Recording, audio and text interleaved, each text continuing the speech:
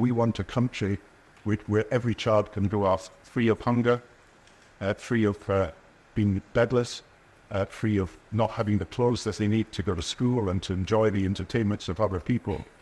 And I think, if I may say this in conclusion, that we are a country that is richer when we care for the poor. We're more secure when we care for those who are insecure. We're stronger when we care for those who are weak. And by the strong helping the weak, I think it makes us all, every one of us, stronger. We started by helping families without food.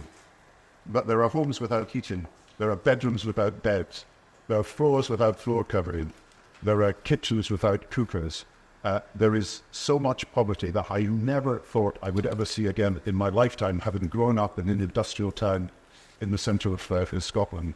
And we cannot walk by on the other side. And that's why the multibanks have been created. They are not just food banks, but of course they are clothes banks, they are toiletries banks, they're hygiene banks, they're bedding banks, they're furniture banks, and they're baby banks. And our role is to try and help families and take a holistic view of what is needed.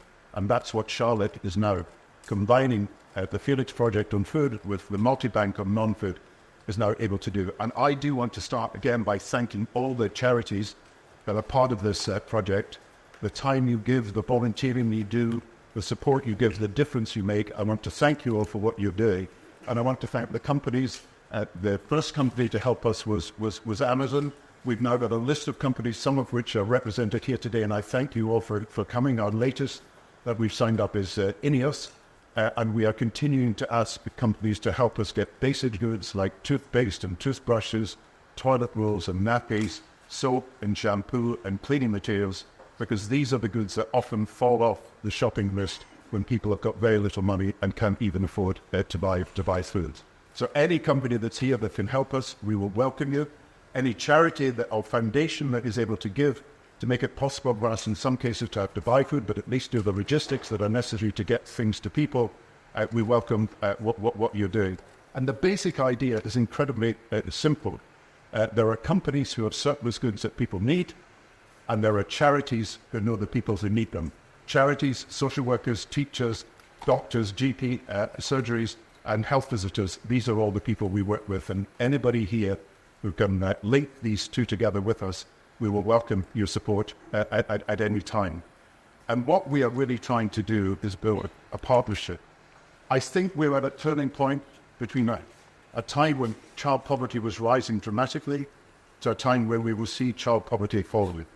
But as the government prepares its anti-poverty plan, we have got to step up our support with supplies and with funding to make sure that this summer and this winter no child goes without when we are in a position to help them. And this partnership is a partnership of charities, it's of councils like the London Council, it's of companies, and it's of concerned citizens. And anybody who can help is welcome into this project. Because what we are really trying to do is create what I call a chain of hope. It's, if you like, a coalition of compassion that's trying to create a chain of hope. And it's a chain of hope that is linking companies to councils, to charities. It's a chain of hope that's linking every part of the country, because there will soon be 6 multi-banks in every region and nation of the country.